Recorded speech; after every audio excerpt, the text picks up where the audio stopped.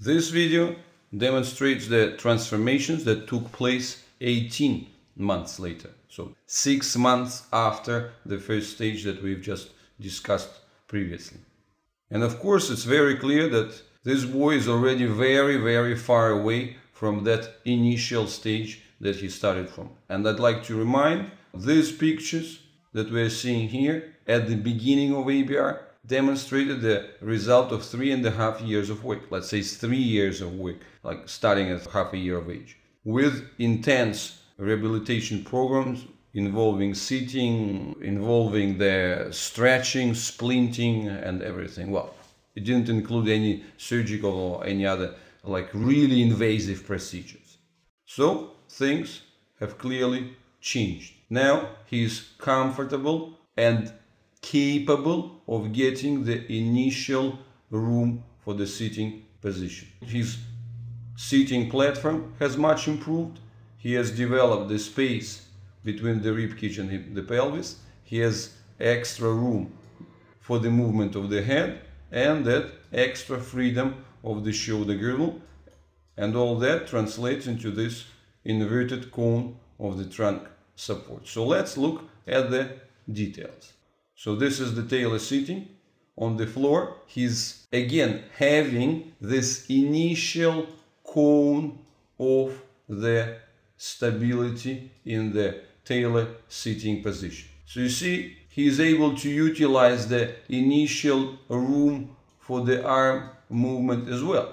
But it comes with limitations. That's what we'll see. See, as he's trying to move up, this movement is still challenging, right? So he's able to move at the level of the abdomen and waistline, has certain room for the movement at the level of the head and neck, but still it's an overall involvement of the body, no true selectivity of the head positioning from the upper body position. And that's what we see, right? To reach the toy, he has these challenges with the overall balance.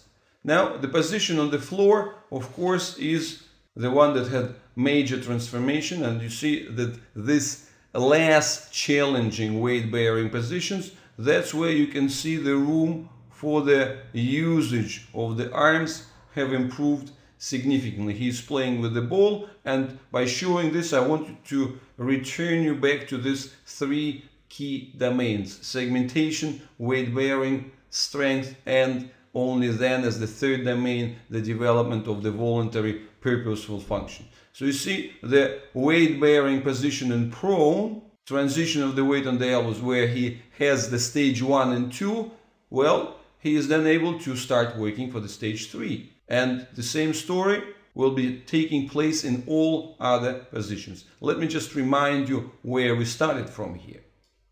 1.5 years ago, he was completely blocked, had no room for movement. His prone position looked like that. So he was unable to get his face out of being stuck into the floor without falling, and at the same time his arms were completely stuck. So now he has gone through the stages of the mobility improvement, like segmentation and build up of the weight-bearing strength. So this is what we're looking for with the tailor sitting as well. So let's have a closer look at this action, right? On the one hand, within a confident cone of support, he's showing us the ability to start moving the ball, right?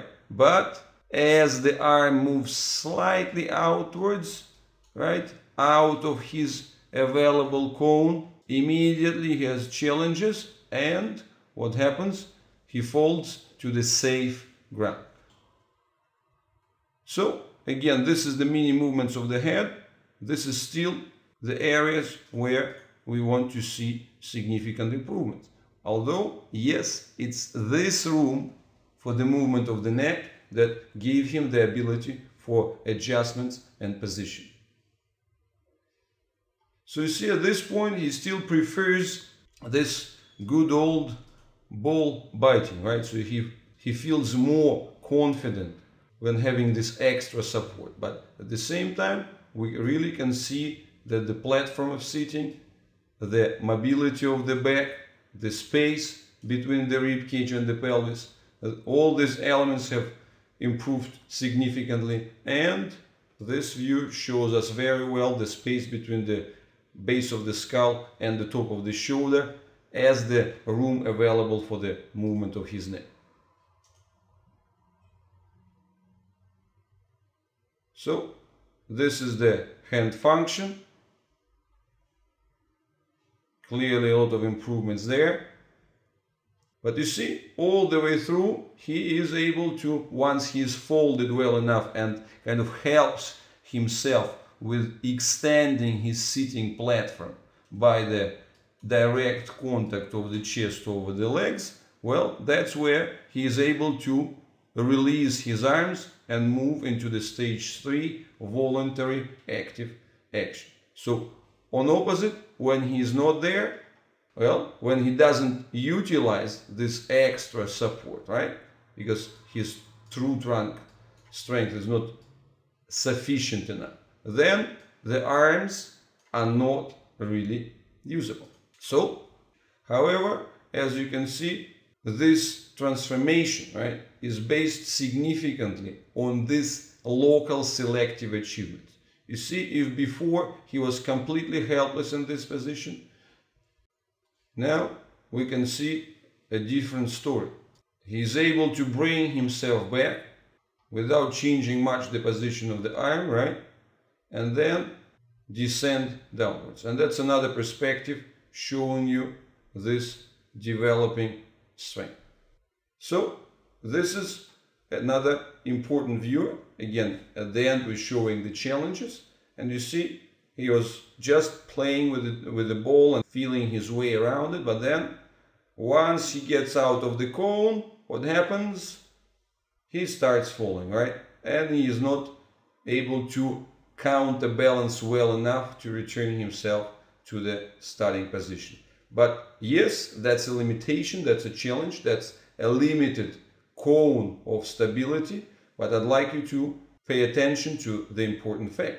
Due and thanks to this room for movement between the pelvis and the rib cage, between the arm and the rib cage, head and neck level with the shoulder, improving sitting platform, what is happening? His fall is pretty much safe. He doesn't go down as he used to go before, this style, right? Complete lack of any protection. Or this style, going completely as a unit.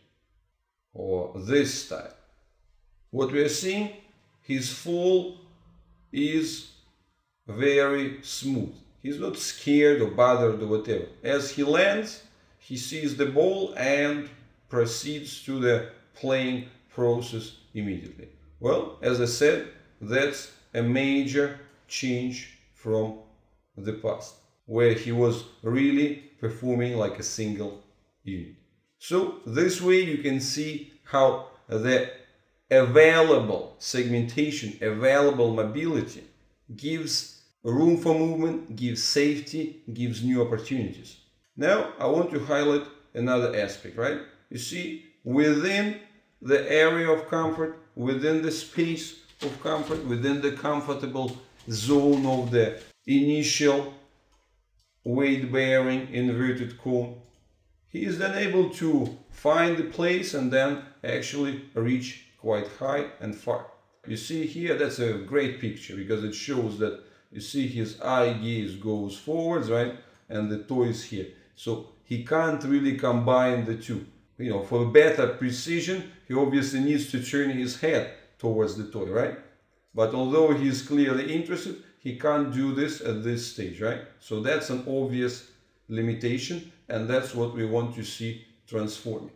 We want to see strengthening and the expansion of the levels of the stability, improving the mobility of the head, improving the strength of the connection of the shoulder girdle, and achieving these dimensions of movement in all directions through this. Non-invasive.